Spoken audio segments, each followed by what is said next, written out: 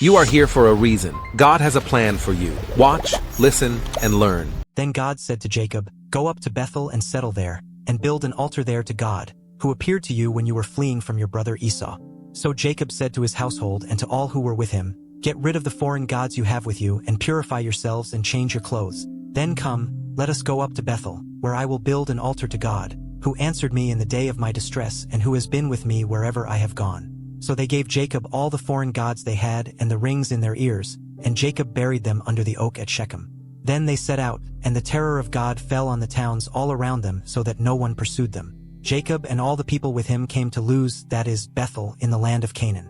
There he built an altar, and he called the place El Bethel, because it was there that God revealed himself to him when he was fleeing from his brother. Now Deborah, Rebekah's nurse, died and was buried under the oak outside Bethel. So it was named Allon Bakuth. After Jacob returned from Paddan Aram, see, God appeared to him again and blessed him. God said to him, "Your name is Jacob, but you will no longer be called Jacob. Your name will be Israel," so he named him Israel. And God said to him, "I am God Almighty, be fruitful and increase in number. A nation and a community of nations will come from you, and kings will be among your descendants. The land I gave to Abraham and Isaac I also give to you, and I will give this land to your descendants after you." Then God went up from him at the place where he had talked with him. Jacob set up a stone pillar at the place where God had talked with him, and he poured out a drink offering on it. He also poured oil on it. Jacob called the place where God had talked with him Bethel. Then they moved on from Bethel. While they were still some distance from Ephrath, Rachel began to give birth and had great difficulty. And as she was having great difficulty in childbirth, the midwife said to her, "Don't despair, for you have another son." As she breathed her last, for she was dying, she named her son Benoni, but his father named him Benjamin. So Rachel died and was buried on the way to Ephrath, that is, Bethlehem. Over her tomb Jacob set up a pillar, and to this day that pillar marks Rachel's tomb.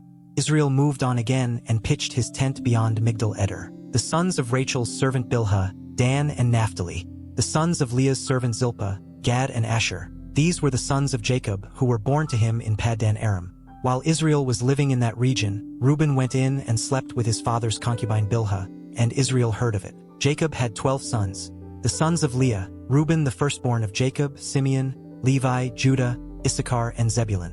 The sons of Rachel, Joseph and Benjamin. The sons of Rachel's servant Bilhah, Dan and Naphtali.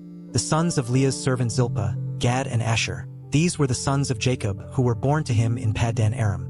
Jacob came home to his father Isaac in Mamre, near Kiriath Arba, that is, Hebron, where Abraham and Isaac had stayed. Isaac lived 180 years. Then he breathed his last and died and was gathered to his people, old and full of years. And his sons Esau and Jacob buried him. This is the account of the family line of Esau, that is, Edom. Esau took his wives from the women of Canaan, Adah daughter of Elon the Hittite, and Oholibamah daughter of Anna and granddaughter of Zibeon the Hivite. Also Basemath daughter of Ishmael and sister of Nebaioth. Adah bore Eliphaz to Esau, Basemath bore Ruel, and Oholibamah bore Jush, Jalem, and Korah. These were the sons of Esau who were born to him in Canaan.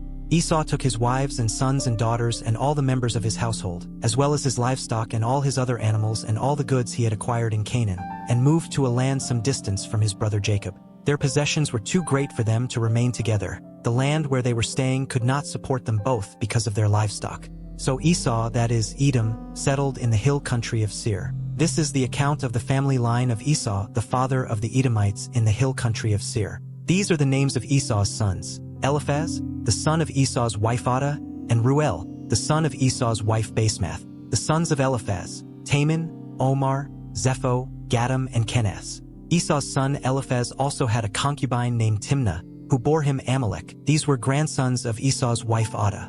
The sons of Ruel: Nahath, Zerah, Shammah, and Mizah. These were grandsons of Esau's wife Basemath. The sons of Esau's wife Oholibamah daughter of Anna and granddaughter of Zibeon, whom she bore to Esau: Jush, Jalem, and Korah. These were the chiefs among Esau's descendants. The sons of Eliphaz the firstborn of Esau, chiefs Taman, Omar, Zepho, Kenaz, Korah, Gatam, and Amalek. These were the chiefs descended from Eliphaz in Edom. They were grandsons of Adah. The sons of Esau's son Ruel, chiefs Nahath, Zerah, Shammah, and Mizah. These were the chiefs descended from Ruel in Edom. They were grandsons of Esau's wife Basemath. The sons of Esau's wife Oholibamah, chiefs Jush, Jalem, and Korah. These were the chiefs descended from Esau's wife Oholibamah daughter of Anna. These were the sons of Esau, that is, Edom, and these were their chiefs. These were the sons of Seir the Horite, who were living in the region: Lotan, Shobal, Zibeon, Anna, Dishan, Ezer, and Dishon. These sons of Seir in Edom were Horite chiefs. The sons of Lotan, Hori and Homam. Timnah was Lotan's sister. The sons of Shobal, Alvan, Manahath, Ebal, Shepho, and Onam. The sons of Zibeon, Aya and Anna. This is the Anna who discovered the hot springs in the desert while he was grazing the donkeys of his father Zibeon. The children of Anna, Dishan and Oholibamah daughter of Anna. The sons of Dishan, Hemdan, Eshban, Ithran, and Karen. The sons of Ezer, Bilhan, Zavan, and Akan. The sons of Dishon, Uzi and Aaron. These were the Horite chiefs: Lotan, Shobal, Zibeon, Anna, 30 Dishan, Ezer, and Dishon. These were the Horite chiefs, according to their divisions, in the land of Seir: Dishan, Ezer, and Dishon. These were the Horite chiefs, according to their divisions, in the land of Seir. These were the kings who reigned in Edom before any Israelite king reigned. Bela son of Beer became king of Edom. His city was named Dinhabah. When Bela died, Jobab son of Zerah from Basra succeeded him as king. When Jobab died, Husham from the land of the Temanites succeeded him as king. When Husham died, Hadad son of Bedad, who defeated Midian in the country of Moab, succeeded him as king. His city was named Avith.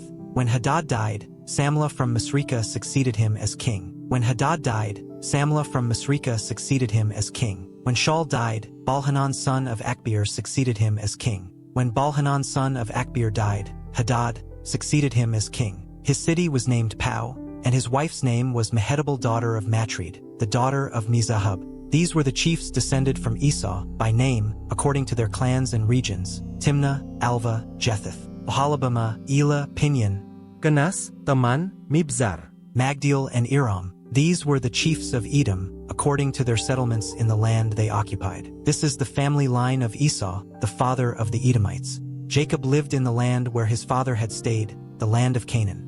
This is the account of Jacob's family line. Joseph, a young man of 17, was tending the flocks with his brothers, the sons of Bilhah and the sons of Zilpah, his father's wives, and he brought their father a bad report about them. Now Israel loved Joseph more than any of his other sons, because he had been born to him in his old age, and he made an ornate robe for him. When his brothers saw that their father loved him more than any of them, they hated him and could not speak a kind word to him. Joseph had a dream, and when he told it to his brothers, they hated him all the more. He said to them, "Listen to this dream I had.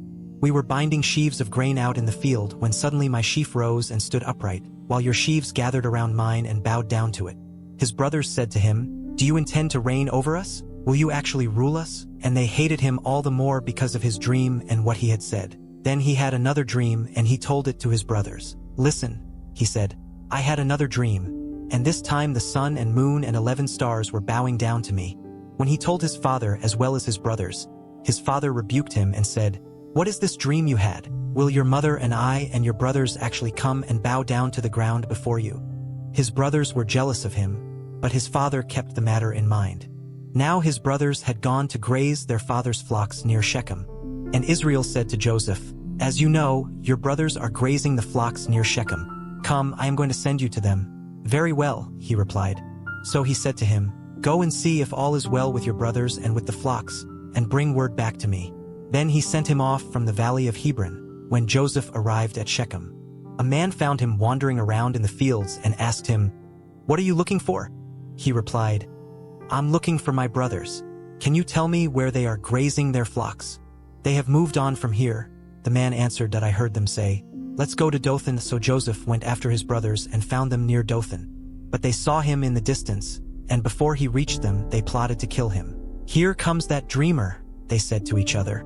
"Come now, let's kill him and throw him into one of these cisterns and say that a ferocious animal devoured him. Then we'll see what comes of his dreams." When Reuben heard this, he tried to rescue him from their hands. "Let's not take his life," he said.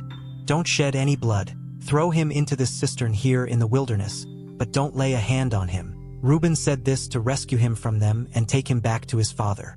So when Joseph came to his brothers, they stripped him of his robe, the ornate robe he was wearing, and they took him and threw him into the cistern. The cistern was empty, there was no water in it. As they sat down to eat their meal, They looked up and saw a caravan of Ishmaelites coming from Gilead. Their camels were loaded with spices, balm and myrrh, and they were on their way to take them down to Egypt. Judah said to his brothers, "What will we gain if we kill our brother and cover up his blood? Come, let's sell him to the Ishmaelites and not lay our hands on him. After all, he is our brother, our own flesh and blood." His brothers agreed. So when the Midianite merchants came by, his brothers pulled Joseph up out of the cistern and sold him for 20 shekels of silver to the Ishmaelites, who took him to Egypt. When Reuben returned to the cistern and saw that Joseph was not there, he tore his clothes. He went back to his brothers and said, "The boy isn't there. Where can I turn now?" Then they got Joseph's robe, slaughtered a goat and dipped the robe in the blood. Hay took the ornate robe back to their father and said, "We found this. Examine it to see whether it is your son's robe." He recognized it and said, "It is my son's robe. Some ferocious animal has devoured him. Joseph has surely been torn to pieces." Then Jacob tore his clothes, put on sackcloth and mourned for his son many days. All his sons and daughters came to comfort him, but he refused to be comforted.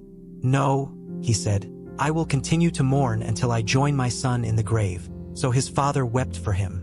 Meanwhile, the Midianites sold Joseph in Egypt to Potiphar, one of Pharaoh's officials, the captain of the guard.